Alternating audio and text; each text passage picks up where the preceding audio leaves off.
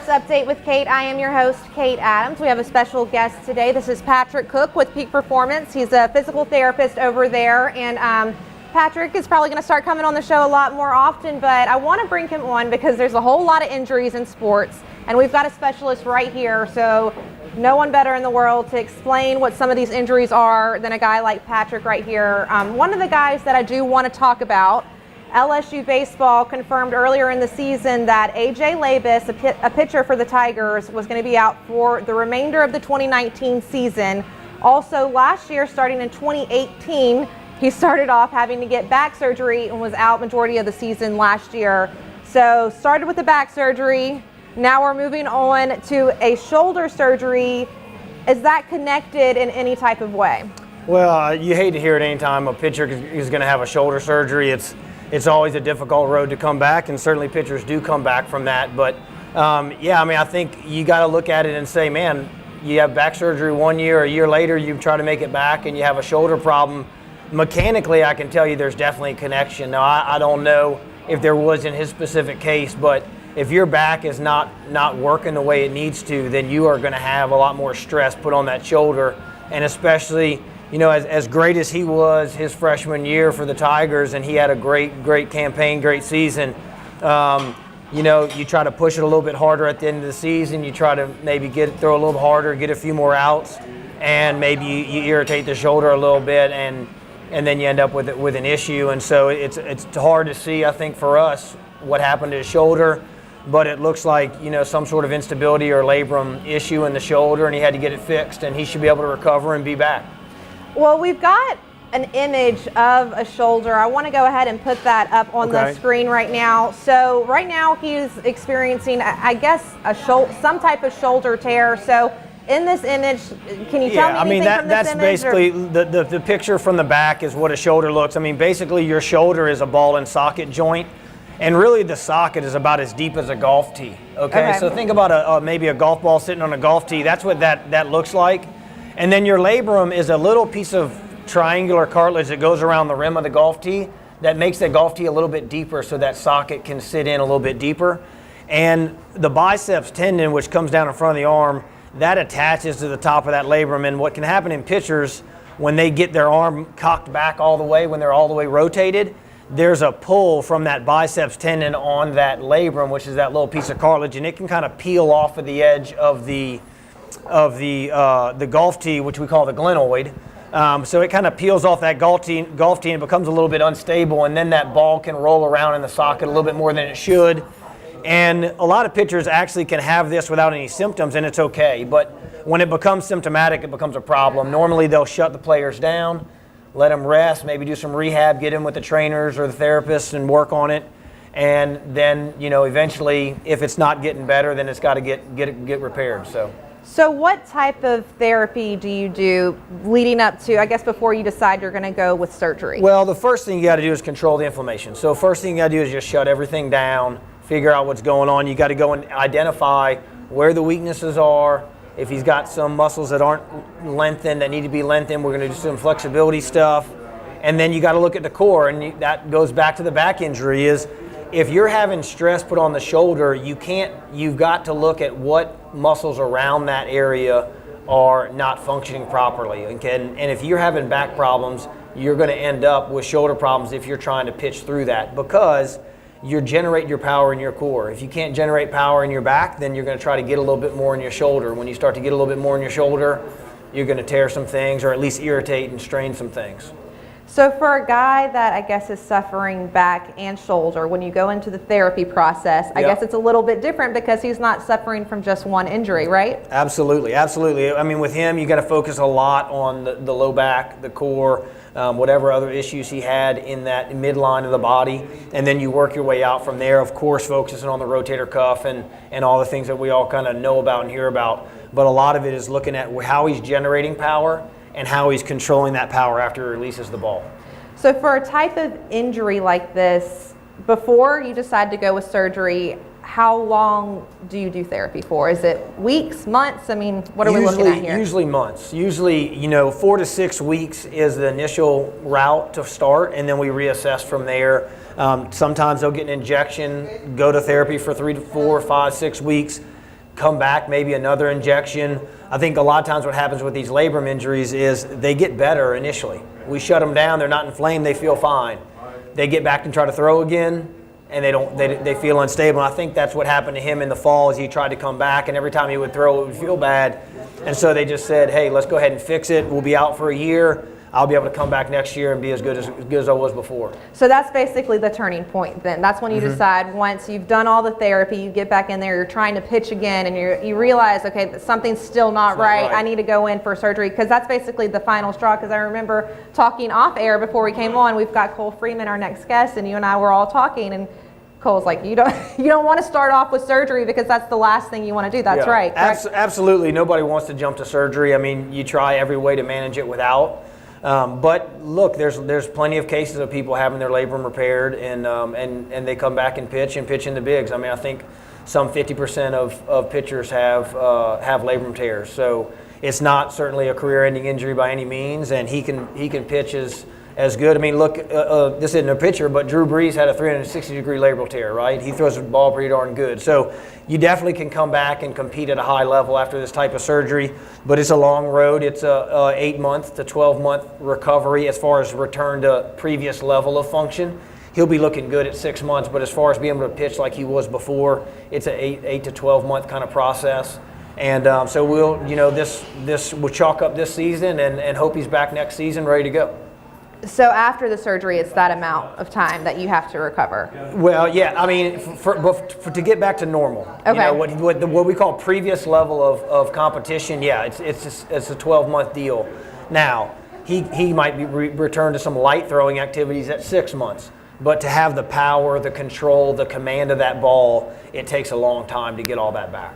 So I don't know how many baseball guys you've actually worked with, but is 6 months kind of the time you decide, okay, now we can at least get you to start throwing again, see how that goes, and then we'll kind of grow from there? It all depends on how extensive the surgery was. Okay. So these labrum injuries, they're all different. Depends on how much bicep tendon was involved, depends on how many anchors they had to put in the labrum, depends on all the other issues. Was there a rotator cuff tear associated with it? So depending on how all that stuff goes and how he's progressing. So we do use anatomy, we use physiology and those sorts of just normal markers to help us to progress people, but then we also use how they're recovering as well. And so putting those two things together, it's around the 6 month mark when we start letting them do a little bit of throwing and see how they tolerate. Now, there's a 4 month process, what we call an interval throwing program, that we follow that's pretty specific to get them back to full. So just because we let them go out and throw 20 throws at 20 feet doesn't mean we're going to let him pitch the next week.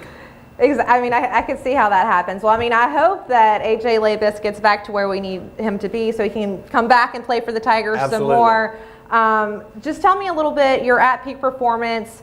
Do y'all only work with athletes?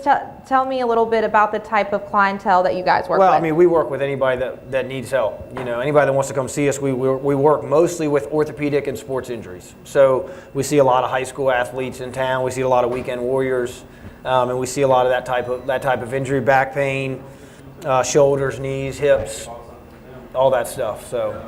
Well, that's pretty interesting stuff. I mean, I'm hoping that we get A.J. Labus back. We've got another guy actually that was injured, Kaylavon Chason, had an ACL surgery for the Tigers playing football. Yes. Now, will we see him back for the Tigers this next season? Okay. Absolutely. Yeah. So that's a very common injury.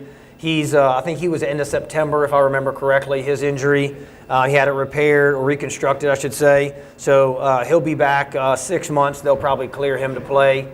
And he'll be back and rolling. And look, the training staff at LSU is top notch. They know what they're doing. They know how to rehab these things, and they'll have these athletes back ready to go. So as far as his injury goes, you think that is something he can fully recover from, and we'll see him playing next season? That's not something that's going to haunt him for the rest of his life? No, he had an isolated injury, and that reconstruction is, we do that all the time. So that's happening to everybody. In the NFL for sure, a lot of basketball players as well, and most all make a full recovery with no other issues. So is the key to a lot of these injuries the therapy process? I think bias, I do think that therapy plays a large role in it. I mean, I think you have to have a good surgery, right? You have to put put things back where they're supposed to go, right? But once that's done, then the real work starts, because it is a 6 to 8 to 12 month process to fully recover from these injuries. And a lot of it has to do with the athletes. And it's not just the therapy, it's the strength coaches after the therapy. You know, and after we're done with them, it's what's going to happen when, you know, when he goes back to Coach Moffitt and Coach Moffitt gets a hold of him, and how hard is he going to work? Because you got to relearn. We know, and for ACL injuries, for instance, there are balance and neuromuscular deficits that still exist 12 months after surgery. Well, we a lot of times are clearing these guys to play at 6 months or 8 months. We can still measure problems that they're not back to 100% even at 12 months. And so when they get on the field and they're going, I don't feel quite as fast as I was, that's what they're feeling. It's not that they're necessarily going to hurt themselves, but they're not performing at the level that they were performing before. That they were used to performing. And that's the key, is trying to take that rehab to performance enhancement, making that jump for these athletes. Because when you're talking about D1 and professional athletes, these guys have to perform at a high level or they're not going to see the field. So it's not just about getting them pain-free, it's about getting them to perform at the level they need to perform. I can imagine that's a pretty tough job that you do, because I would like to even get to the level they perform myself. And I'm in good shape. I don't see that happening anytime in my near future. All right, Patrick Cook from Peak Performance, thank you so much for spending a little time with me. We do need to take a quick break. We are here at Scoreboards. The address is 10655 Coursey Boulevard. It's a great place to come. Watch all your sports games. LSU baseball is playing tonight. Come out here and watch it. Also watch this show live. They've got great tailgate style food as well. Patrick, again, thank you so much. Thank you. We're going to try to get Patrick to come back on in the future Absolutely. and kind of explain some more injury reports to us. Again, thank you, Patrick, and we've got to take a quick break, but we will be right back.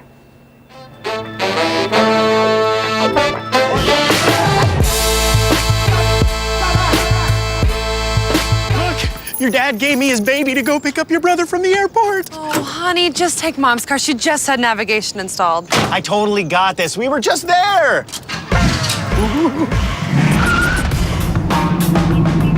Hey, isn't that... Yep. I programmed the airport in, just in case. You don't need a new car to have new technology. Mike's Audio, conveniently located on Airline Highway near the corner of Bluebonnet. Hi folks, Clarence Buggs here. Coach Roger Cador would take the time to tell you how to catch our brand new show, The Roger Cador Show, but as you can see, he's kind of busy right now out at Scoreboards, Baton Rouge's newest sports grill with food that is absolutely amazing. Catch the show 8 o'clock Tuesday nights, 6:30 p.m. on Wednesdays, and on Pelican Television's YouTube channel as well. You want to come out and have a great time. It's awesome, isn't it, Coach? Mm-hmm. Told you.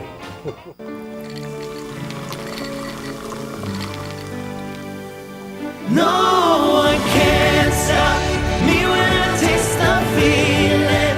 Nothing could ever bring me down. Nothing could ever bring me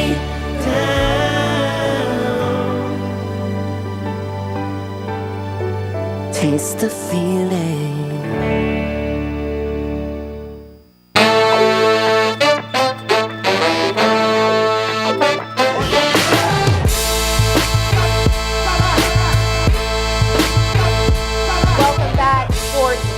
With Kate. I'm your host, Kate Adams. We've got two guests today. This is our second guest, former LSU baseball Tiger, as well as a player for the Washington National System. So Cole Freeman, thank you so much for being here today, Cole. Appreciate you having me.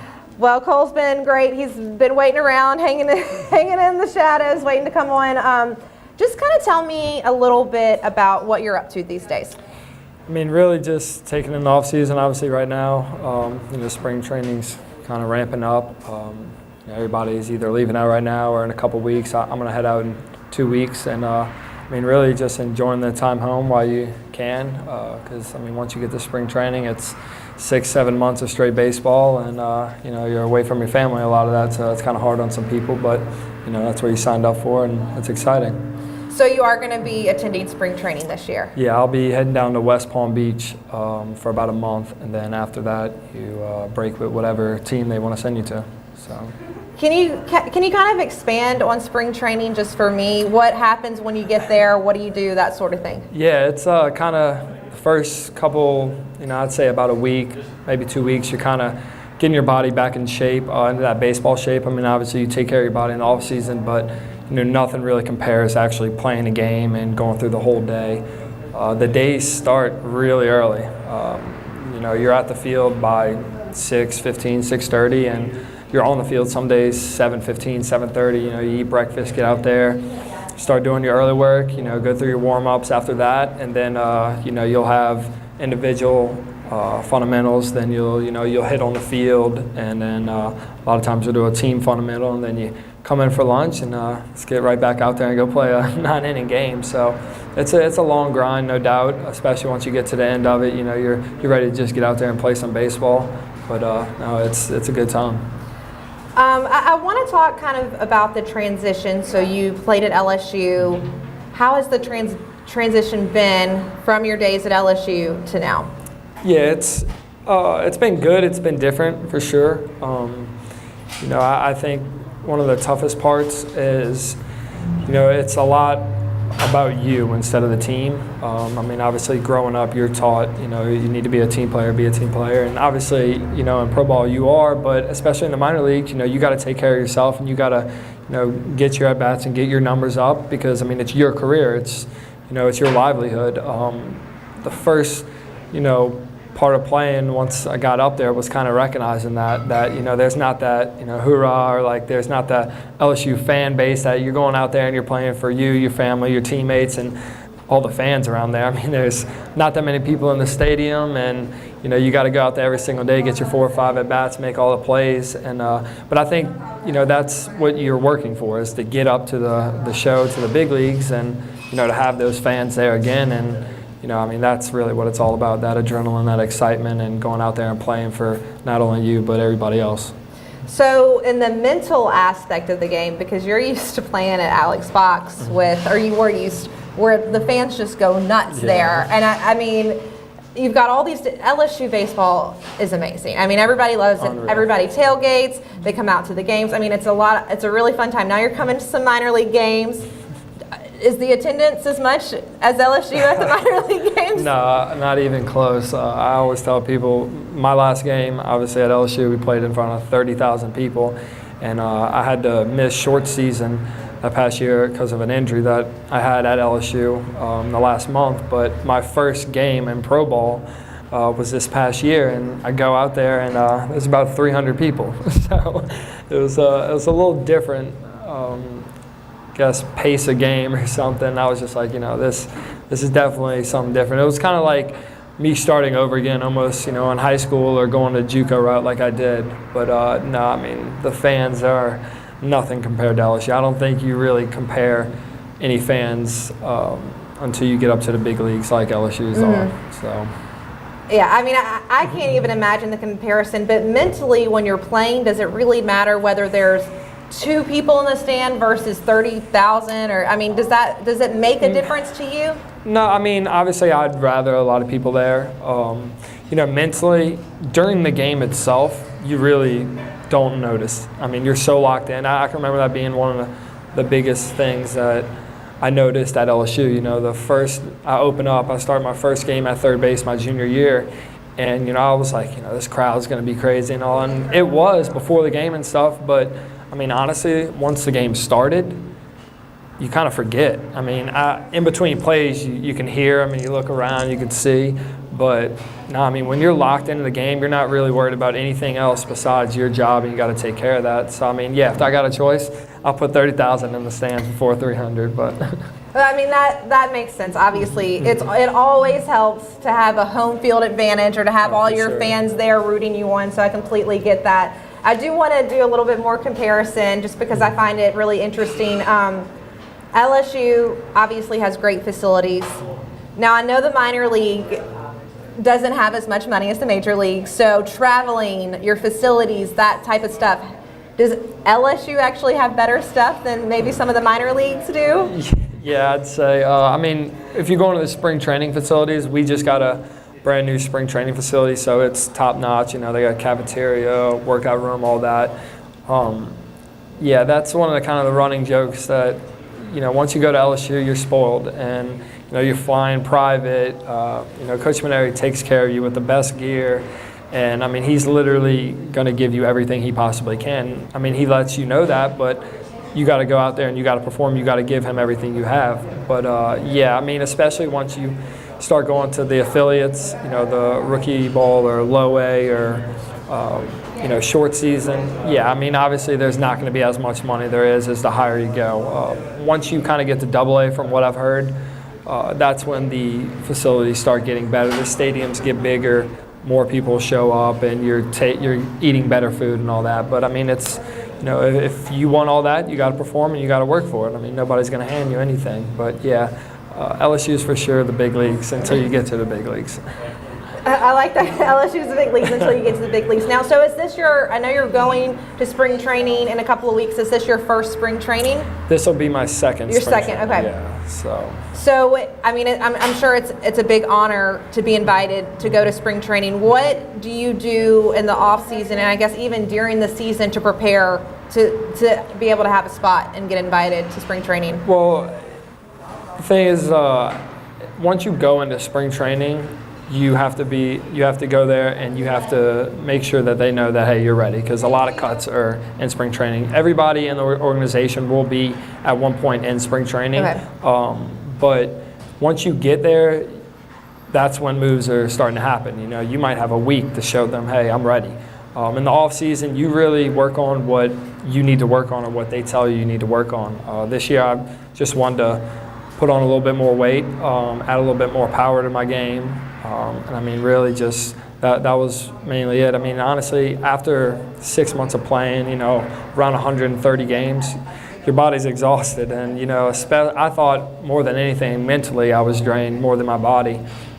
So, I mean, you kind of take that first month and a half off, kind of visit with your family, visit with your friends that you haven't seen in a while, and then, you know, you kind of get back to work. You start working on your swing. If you got to tweak something, you start working on your arm. If you got to get it stronger, if you got to put weight on or lose weight, you start doing that. But yeah, at the end of the season, they kind of get with you and say, hey, you know, this is what I think you should do. This is what we want you to do, and you know, hopefully you come back ready as much as they want you.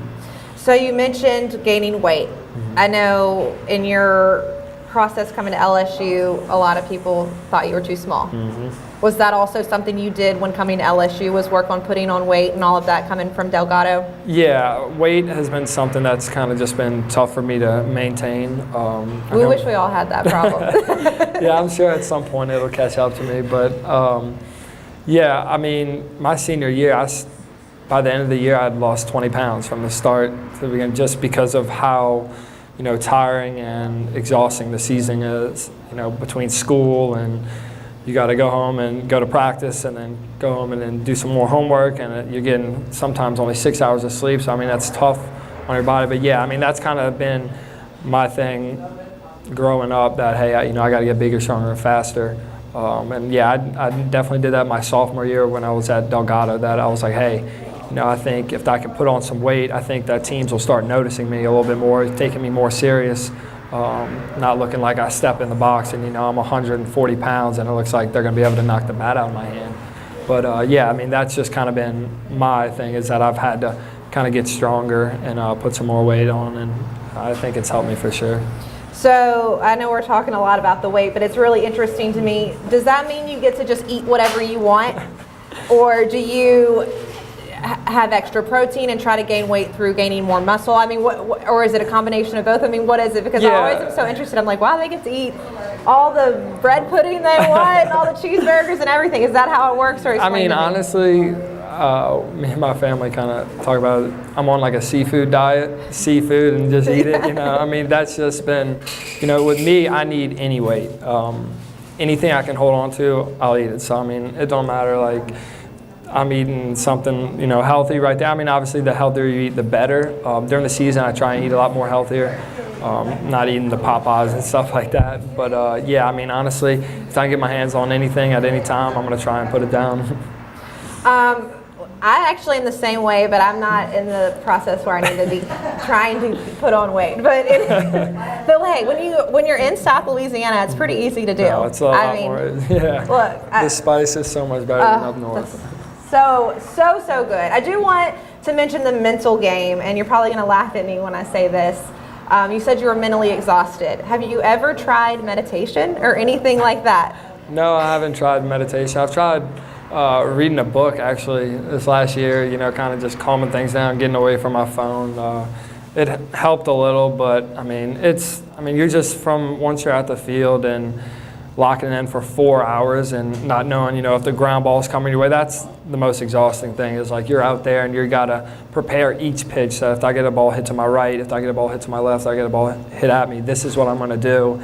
And then next thing you know, it's been 3 innings and nothing's happened. And as soon as you take that one inning or that one pitch off, of course it comes to you and the ball finds you.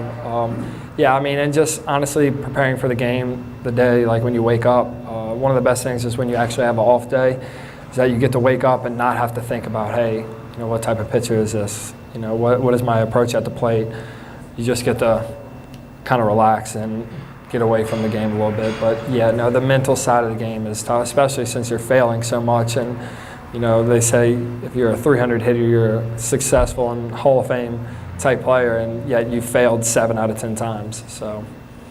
I honestly can't even imagine what that would be like, because it seems like you're constantly having to overcome your own adversity in a way, and so you do have to be mentally tough to be in this sport. I mean, any professional sport, I really do feel that that's the way it is. But look, we're going to talk more about Cole's career, what's to come. We're going to talk a little bit about LSU baseball. They just had their season opener this past weekend, and Cole was at the game, so we're going to talk a little bit about that as well, along with some other things. We are here at Scoreboards. The address is 10655 Coursey Boulevard. It's right off Coursey and Airline, so it's super easy to get to, and this is the place to come watch the game. There's one happening right now. Come watch it here. Come watch this show right here, 10655 Coursey Boulevard. Scoreboards is the name of the place. We do need to take a quick break, but we will be right back.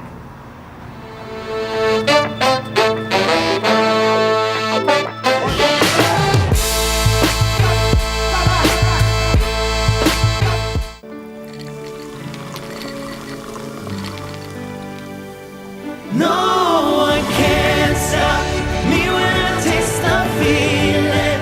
Nothing could ever bring me down. Nothing could ever bring me down.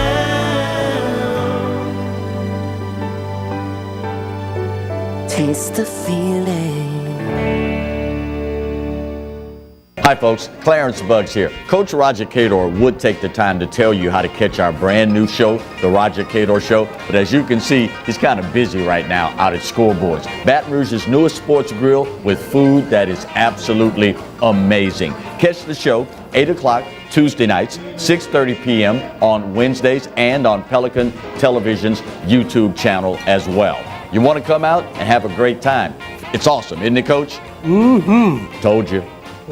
Look, your dad gave me his baby to go pick up your brother from the airport. Oh, honey, just take Mom's car. She just had navigation installed. I totally got this. We were just there.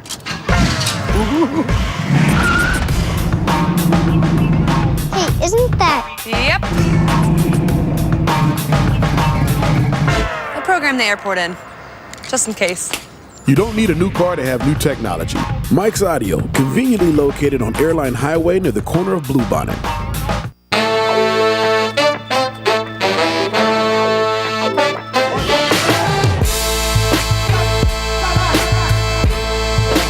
Welcome back, Sports Update with Kate. I'm Kate Adams. This is Cole Freeman. He is with the Washington National System and a former LSU baseball Tiger. So thank you again, Cole, for coming.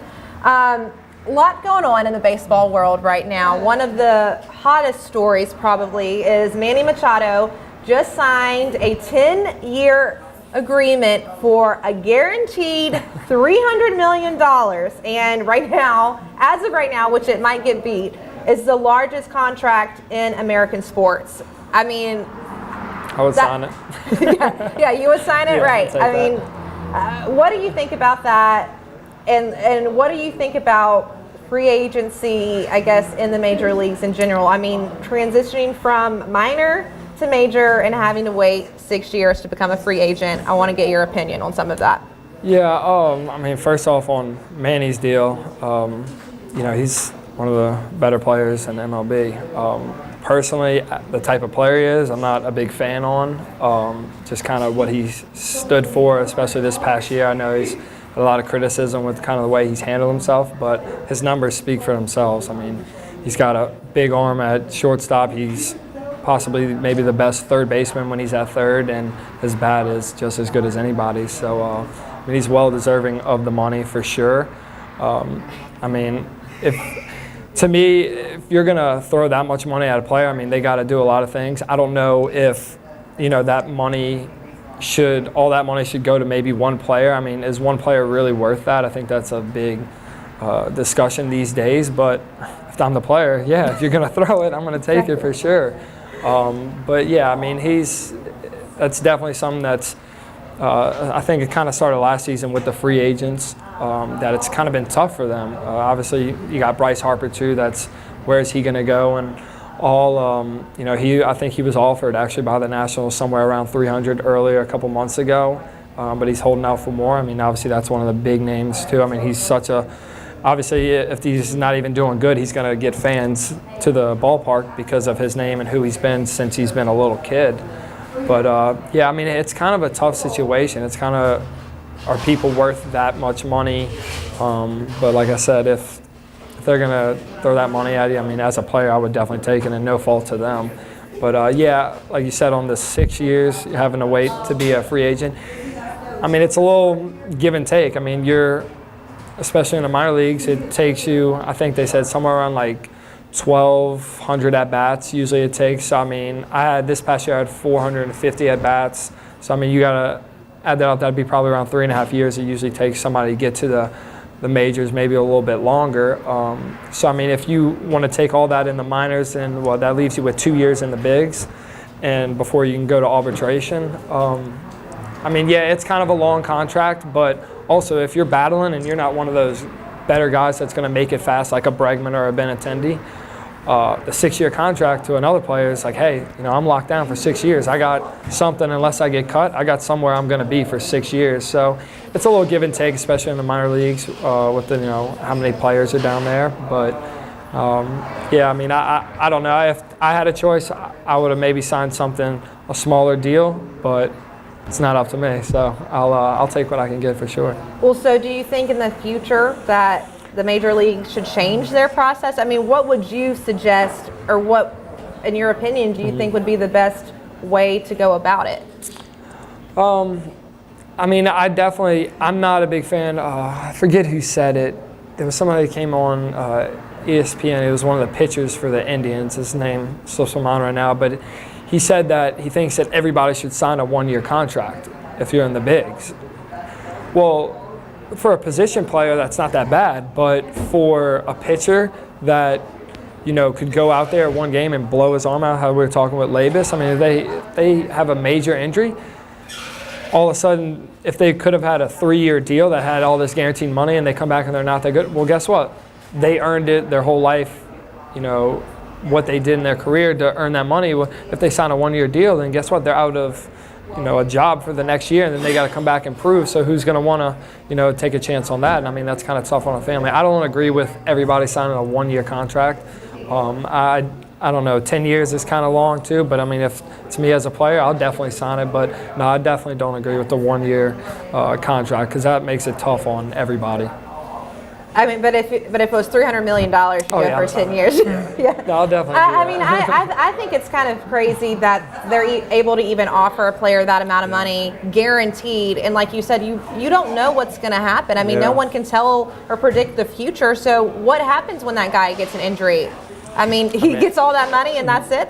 Yeah, I mean, once it's guaranteed, unless he does something, off the field, if it's an off-the-field incident, then, something in the contract, I think it voids it and all that. But, yeah, I mean, say he goes out and worst case scenario takes a fastball off the eye and, kind of like how Giancarlo Stanton, and his eye never recovers. I mean, you lose all that money. I mean, God willing, that doesn't happen to anybody, but, I mean, that's a big bet. I mean, you're putting a lot of money down on one player, and obviously I think baseball is a safer sport than, say, football. or maybe even basketball because there's not as much contact. But I mean, still, that's a lot of money you're assigning and giving away that, you know, could possibly never come back. I mean, that's what I think. When I go and bet at the casinos, if I lose $20, I'm sad. So I can't even imagine placing something like $300 being an organization and saying, all right, I think we're going to bet basically, because that's what you're doing. Essentially, is betting whether or not this player is going to be good. Mm-hmm. Well, so this right now currently is the largest contract in sports history. Now, it may not be once Bryce Harper signs. I want to know what's your prediction on maybe the amount that he's going to sign for, and where do you think he might go? I think it's going to be over 300 definitely, because I honestly think he was wanting to wait to see how much Manny would sign for. Honestly, I'd say somewhere around 325, maybe to 350. I mean, it's obviously it's got to be a big market team. Maybe the Dodgers. I mean, obviously the Yankees have been talking. You know, Judge said something a couple days ago that, you know, they'll find a position for him. I mean, if he goes to the Yankees, then he's the lefty with the short porch and right too. So I mean, that's just going to help his numbers even more. But yeah, I mean, if I'm putting money on, I'm probably saying the Yankees. But I mean, that's not really my field of profession. But yeah, I wouldn't mind seeing him play for the Yankees because I think that'd be pretty fun to see how many home runs he could rack up. I'm a Red Sox fan personally, so I'm not going to say anything about the Yankees, but look, wherever he ends up, I'm sure everyone will be really pleased because he is the hot topic right now in baseball. I feel like a lot of these older guys who played baseball back in the day, they're looking at some of these contracts and they're just like, oh my gosh, I cannot believe that. Like, if we were only offered something like this back when we played, do you know any former baseball guys? Have any of you had that conversation? No, I mean, the money was starting to get better and better, obviously, especially 2000 also. I mean, yeah, you go way back. I don't know about anybody personally, but I hear some of these contracts that, you know, oh, they signed for $50,000, and I'm like, signed like 3 years for $50,000. It's like, whoa, what? Like, I mean, the league minimum right now, I mean, is $500 and I think it was like $546 just for a league minimum. I mean, that's about $25,000 every 2 weeks. I mean, that's pretty good. But yeah, I bet they're looking at it and they're like, you know, wish I could have played a little bit later. Yeah. But yeah, no, the money is getting outrageous right now, but it's good for me. I was talking to someone earlier and they were on the phone with Ryan Theriot, and Ryan was just like, I can't believe that these guys are getting offered. I mean, he was like, I wish I was still playing so I could get offered something like this. I mean, it's insane that, I mean, even in football now, the contracts are going up. And I guess there's maybe more money in the game now than there has been before. Yeah, I mean, I think it's because of social media, obviously how accessible TV and all that is now. I mean, I was just right there just watching the LSU game on my phone. I mean, it literally can pop up everywhere. And I mean, you got to think not only for their contracts with the sport, but they're all getting endorsement deals too. I mean, the amount of money they're making on the backside, and I mean, it really is crazy. I mean, they're becoming just like obviously public figures, and so I mean, it's literally whatever they post, whatever they do is getting all this attention. If, you know, Bryce Harper wears a certain shoe on the field, and it's got, you know, obviously he's with Under Armour and it's a different shoe, I mean, that shoe that night is going to just blow up, and that's going to make them so much money. So whatever makes them money is going to make you money as well. So I mean, I think it's just how social media is blowing up that it's helping. I mean, it's helped a lot of LSU people already. Obviously, you know, with me and Kramer and Greg Dyke and Alex Lang. I mean, just the following that we're able to get. I mean, it literally makes you a kind of like a public figure. And I mean, the more reach you have and the more following you have, the more you can do with that. And I mean, you can obviously make money off that too. So have you been approached now, or do you get approached by different companies and say, hey, we'd like you to carry this brand or maybe wear this? Is that something that you've kind of got a hand in? Yeah, now? I mean, they'll send you like messages, like request messages, or hitting you up saying, hey, you know, we'd like you to wear this. We'll send you some stuff like that. You know, I was just talking to my agent, and I signed with Adidas about a week and a half ago, and Lang had just signed with them. I know that Kramer is with Tushy Bats, Greg is with Nike, and that has all helped obviously off of our social media. I remember my agent saying, you know, they were talking to him and they said, yeah, he's got a lot of followers. He's got, a lot more followers than some of the big league people. And that's just because of, the LSU following fans. And I mean, that's what makes this place so special as well. But yeah, I mean, that's kind of what it's came to. I know I was watching a documentary on Netflix on, it was called The Fire. I don't know if you've heard. Yeah, Fire Festival. Did you watch it? Yeah, I did. Yeah, well, what was it, Kylie Jenner? They wired her $250,000 just to post something on social media. Like, it's crazy what social media is making people these days. So yeah, it's definitely been something to grab onto, and it's different for sure. Well, that's probably interesting for you as a player because, I mean, well, you're young enough to where social media has always been in the picture, but that hasn't always been a thing. Actually, one of my best friends is a fashion blogger, and she's got 200,000 followers or something like that. But she I remember one day she said, I'm going to become this, and she worked a regular job, and then all of a sudden she was able to make enough money. I mean, people can make a living off of social media alone. And so, I mean, scary. it's just insane. Yeah, it really is. I mean, just to think behind a little phone like that you can make all this money by just posting stuff. And it's all good stuff too, but obviously, there's the bad part of it because it's all perspective, and a lot of people look at other people that have all these followers and stuff like that, and they're like, oh, they're living these lavish lives and all this stuff, and maybe they went to that place and just took a picture and they didn't even have any fun doing it, but in that picture it looks like, they had a good time. So I mean, there's, that divide that you gotta find, but yeah, it is kind of scary how just a little phone like that or a little app can make you so much money on just, your perspective and your outlook. Well, that's kind of where technology is headed these days. Now, do you have like a personal photographer who comes and helps you out with any of these pictures? Or how do you set up your pictures? Do you go out to eat and get your meal all right, or do any of that type of stuff? I mean, I take the whole, phone eats first kind of picture, like you got a good meal. No, I mean, obviously, if there's a good camera around, that's another thing at LSU. Obviously, there's so many cameras around that you're able to get pretty good pictures. And then people tag you and you can see it and you can post that, or LSU posts it for you. Yeah, obviously the better quality of a picture helps, especially it just looks more presentable to people. I know if I'm looking at somebody's picture, I don't want it to be, blurry or the pixels are bad. If it's clear, then it's, it looks better and stuff like that. But no, I don't have a professional photographer or anything. Okay, well, you could probably get one, guys. You might need a professional photographer, somebody who maybe wants to do an internship, something like that. I don't know. I'm just joking. Okay, we do need to take a quick break. We are here at Scoreboards. The address is 10655 Coursey Boulevard. It is right off Coursey and Airline, right off the interstate. So it's really, really easy to get to and from. Also, look, they've got a TV literally in every single corner. So a great place to come and watch the game. Come out here, Scoreboards. We do need to take a quick break, but we will be right back.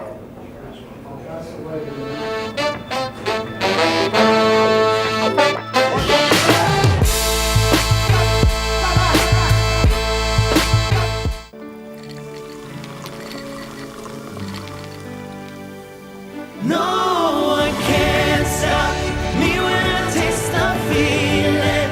Nothing could ever bring me down. Nothing could ever bring me down.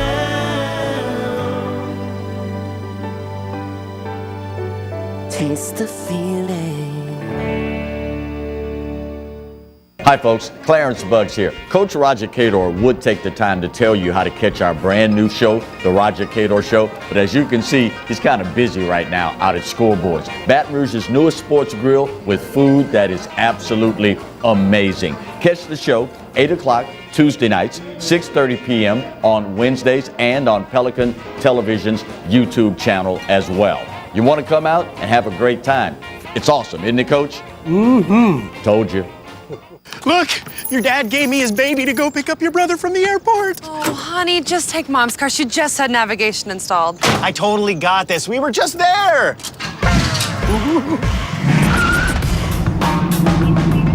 Hey, isn't that... Yep. I programmed the airport in, just in case.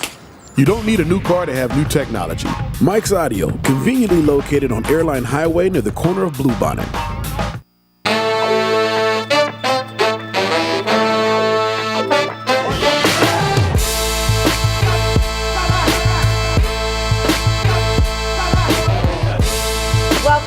Sports Update with Kate. I'm your host, Kate Adams. We have Cole Freeman, a former LSU baseball Tiger, as well as a player for the Washington Nationals system. So thank you again, Cole, for being here. So one of the great things about Cole, and that all of Tiger Nation should really respect, is that you came back for your senior year at LSU when you could have easily gone into the Major League Draft.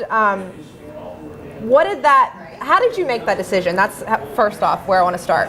I mean, honestly, for me, coming to LSU after going the JUCO route, I was only here for 1 year. I honestly never thought I was going to get drafted in a spot where I thought I'd have the opportunity to go after my junior year. I was really just focused on getting better and doing whatever I could for the team my junior year. The way it kind of played out was, there was a lot more interest than I guess I was expecting my junior year. And yeah, I had kind of really wanted to come back in the sense of if I wasn't able to get a certain amount of money. I mean, obviously if you get that kind of life-changing money that can, set up your whole life, then that's a bigger decision. Well, me and my parents kind of came up with a number, and I was telling scouts that, hey, if it's not around here, I don't want to give y'all saying, hey, if it's not this, I'm not going, but if it's not around that, then, I want to come back. And just kind of honestly hoping that, in a sense, I didn't even get that opportunity, so I didn't have to make the decision that I could come back. Well, I ended up getting drafted in the 18th round by the Dodgers, and I remember I woke up to a call from one of my friends saying, hey, congrats. And I'm like, and I think we were in regionals at that time.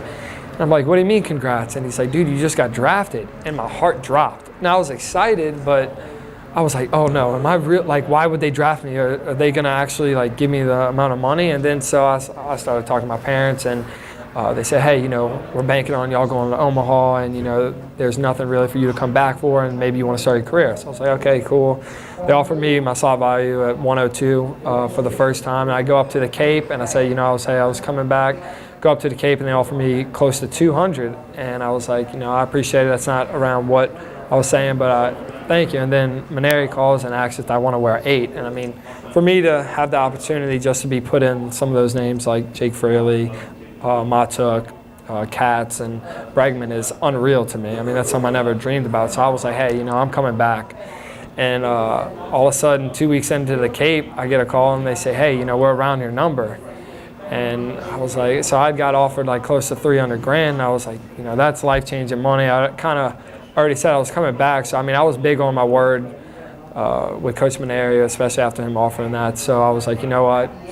LSU's a place where it's a once-in-a-lifetime opportunity. I can go and play pro ball after this. So I was like, you know what, it's well worth it, especially when Kramer and all them said that they were going to come back too.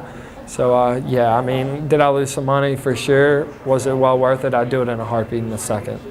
So it was worth coming back. And wearing the number 8, it's like wearing the number 18 for football is what the number 8 is to LSU baseball. Do y'all, as the number 8, do y'all have a little group chat or anything that you guys do? I think I maybe even asked Mikey. If not, y'all should start something. Yeah, maybe after this I'll go hit up a little group chat and we'll get something running. So. No, y'all definitely should. So in the minor leagues, is that a contract negotiation process, or how does that work? Well, all minor leagues, once you're drafted or I believe still a free agent, you sign a 6-year deal. Whatever you sign for it, whatever they offer you is what you're going to get. And I think you have to play 3 years, 2 full years, and then your short season, and then the money's yours. So if you choose to walk away, I believe you're able to walk away with no penalties. But everybody's on the same kind of contract at 6 years, and then I think it's after the 5th year you can be picked up and put on a 40-man roster by somebody else.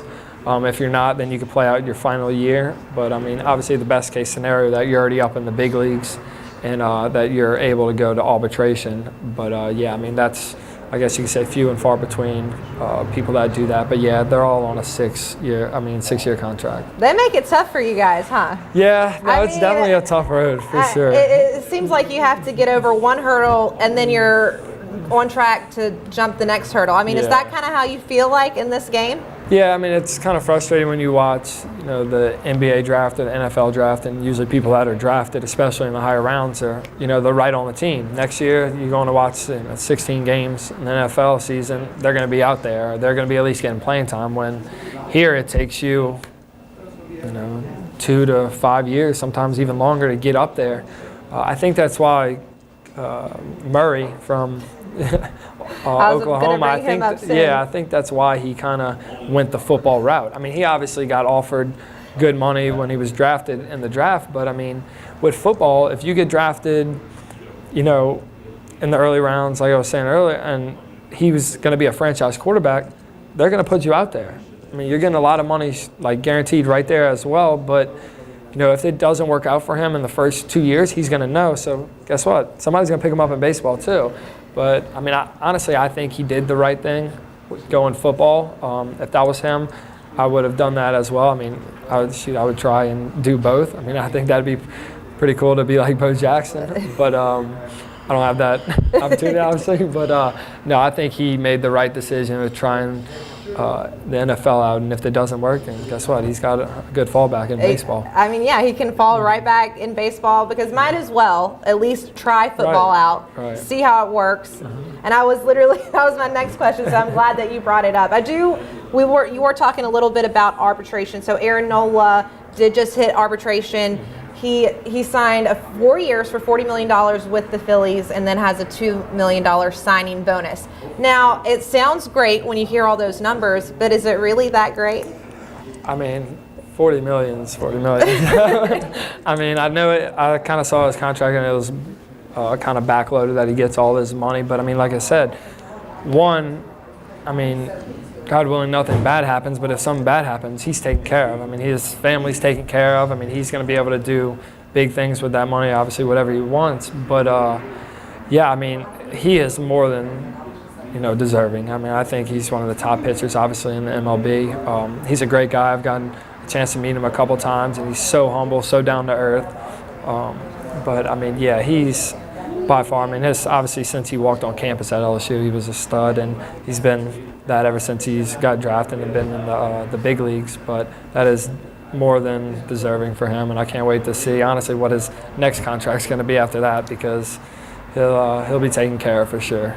I mean, I definitely think so, and I mean, he's probably going to have some breakout year in the near future. So maybe that $40 million might not seem like that much if he does become an even bigger star than he already is right now. I mean, he's a great guy for us. But I do want to switch gears a little bit.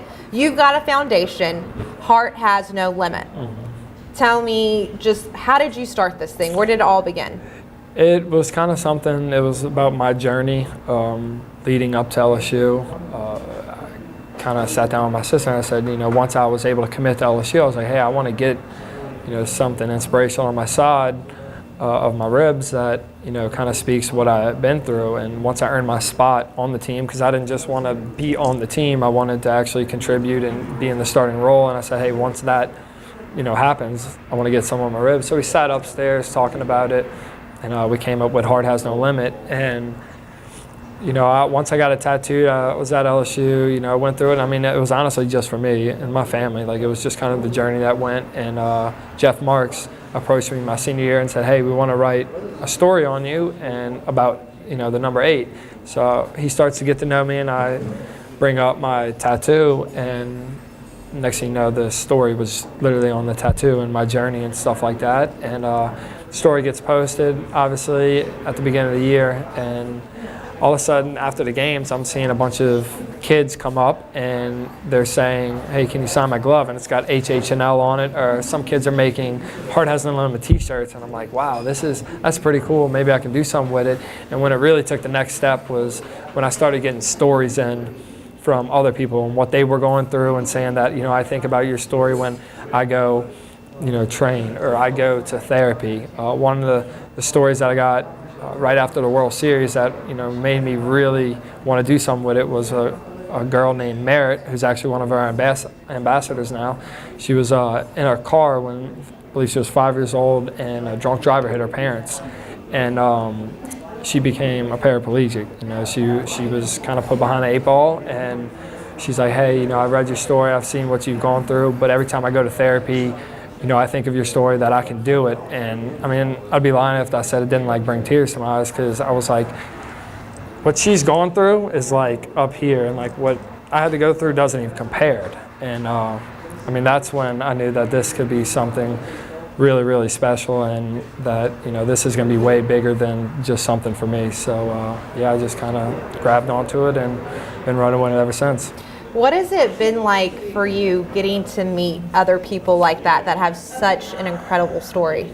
It's surreal, just especially when they're going through situations that they can't control and their positive outlook on life. It makes me sit back and kind of say, what I'm going through, maybe I have a bad game, doesn't even compare. It's not that bad.